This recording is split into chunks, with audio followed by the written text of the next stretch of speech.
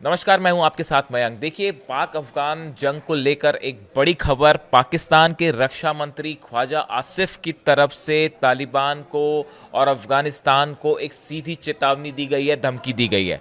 ख्वाजा आसिफ का कहना यह है कि अगर तालिबान की तरफ से सीज फायर की शर्तों का पालन नहीं हुआ तो एक बार फिर पाकिस्तान अफगानिस्तान पर स्ट्राइक करने से नहीं चूकेगा। देखिए, जिस तरह से हमने देखा पहले 48 घंटे का सीज फायर हुआ, उसके बाद वो सीज फायर टूटता है। अफगानिस्तान की तरफ से जबरदस्त हमले हुए पाकिस्तान पर, पाकिस्तान की तरफ से हमले हुए, अफगानिस्तान ने पाकिस्तान की कई चौकियां तबाह कर दी और उसके बाद ये जंग जो है एक बड़ा रूप लेती। उसके पहले ही जो है वो सीज फायर करवाया गया। कतर में बैठक हुई और अब ख्वाजा आसिफ ने बताया कि इस्तांबुल में अगली बैठक होगी जिसमें अफगानिस्तान और पाकिस्तान के बीच तनाव कम करने की कोशिश होगी। लेकिन इसी बीच ख्वाजा आसिफ का बयान आया है कि अगर अफगानिस्तान की तरफ से शर्तों का पालन नहीं हुआ तो एक बार फिर हालात बिगड़ सकते हैं।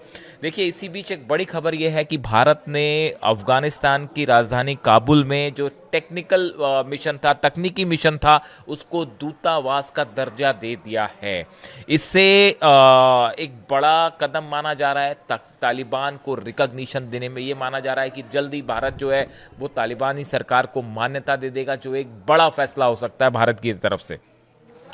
देखिए, इससे पहले जब तालिबान के विदेश मंत्री मुत्ताकी भारत आए थे, उस दौरान हमने देखा था कि उनका भारत में बड़ा अच्छा स्वागत हुआ और दोनों देशों के बीच जो है वो अच्छे संबंध होते दिखाई दिए। और इस बीच विदेश मंत्री एस जयशंकर ने ऐलान भी किया था कि भारत काबुल में अपना दूतावास फिर खोलेगा और देखिए वो तुरंत हो भी गया।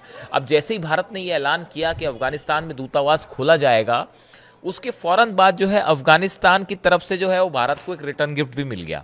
अब इसको रिटर्न गिफ्ट क्यों कहा जा रहा है वो आपको थोड़ा सा समझना होगा। देखिए, अफगानिस्तान के विदेश मंत्री की भारत यात्रा के दौरान दिए गए फैसले के अनुरूप भारत ने काबुल में अपना जो है वो दूतावास खोल दिया, उसका ऐलान कर दिया। और इस दौरान जो है इसके फौरन बाद तालिबान सरकार के उप प्रधानमंत्री मुल्ला Abdul Ghani Baradar Tapi gas pipeline project पहुंच गए।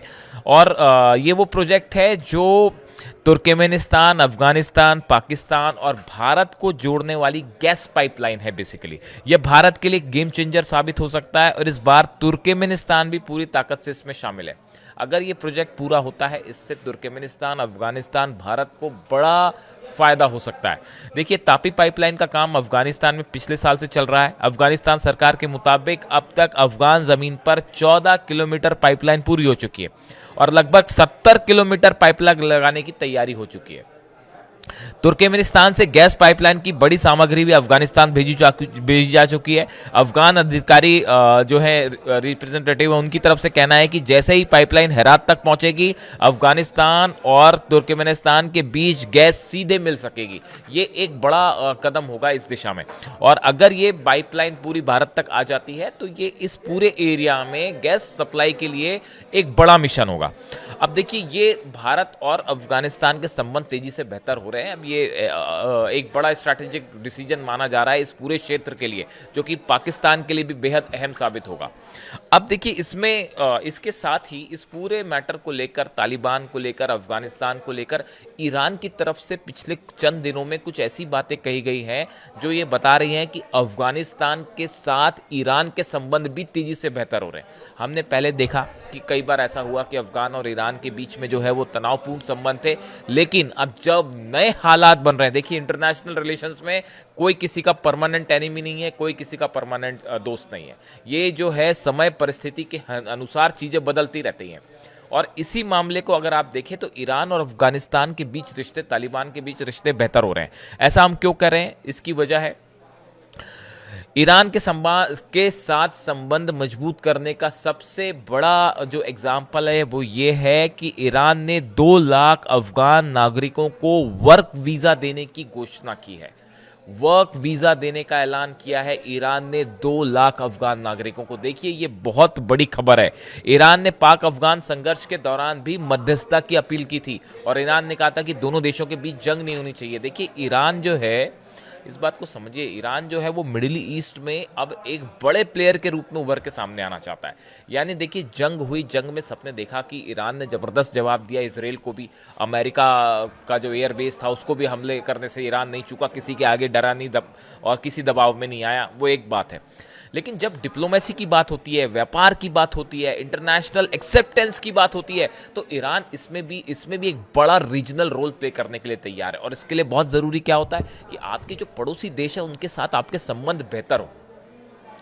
जब आप तेजी से विकास कर रहे हैं तो 10 देश आपके आसपास वाले आपकी तरफ देखते हैं कि भाई ये देश तेजी से विकास कर रहा है। यानी अफगानिस्तान के साथ अपने रिश्ते बेहतर करने के लिहाज से ईरान के जो फैसले हैं वो ईरान के विकास में मदद भी करेंगे। आप देखिए, 2 लाख अफगान नागरिकों को वर्क परमिट देना ये बड़ा फैसला है। ईरान में इस समय सबसे ज़्यादा ज़रूरत है तेजी से इकोनॉमिक डेवलपमेंट की। वहाँ जो मशीनरी है जिसमें वॉर में नुकसान हुआ था उसको तेजी से रिबिल्ड किया जा रहा है। और अगले वीडियो में मैं आपको एक ऐसी खबर बताऊंगा जो ईरान के न्यूक्लियर प्लांट से जुड़ी है, जिसने अमेरिका और इजराइल के होश उड़ा दिए हैं।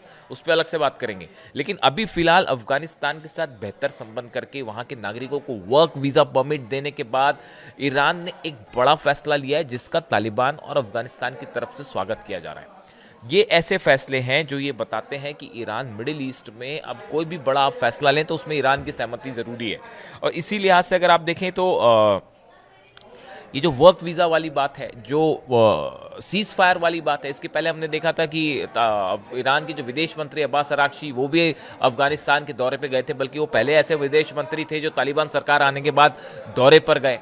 यानी आप देखिए, ईरान की डिप्लोमेसी जो है वो भी तेजी से अपना प्रभाव छोड़ रही है। और इसी बीच भारत और ईरान के संबंधों को लेकर भी आप समझ ही रहे हैं कि दोनों के बीच में काफ़ी तेजी से संबंध मजबूत हैं। ईरान तो अपना ऑयल भी ऑफर कर रहा है भारत को, आप ऑयल खरीदिए।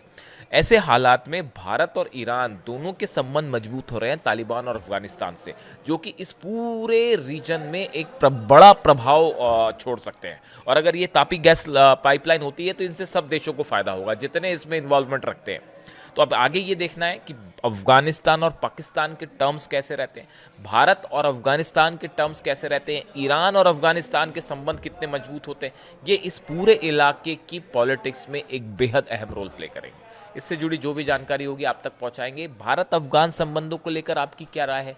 क्या आपको लगता है कि भारत के साथ संबंध मजबूत करना एक सही फैसला है और इसमें और बेहतरी आनी चाहिए? आपकी क्या राय है? आप ज़रूर बताइए। Thank you so much.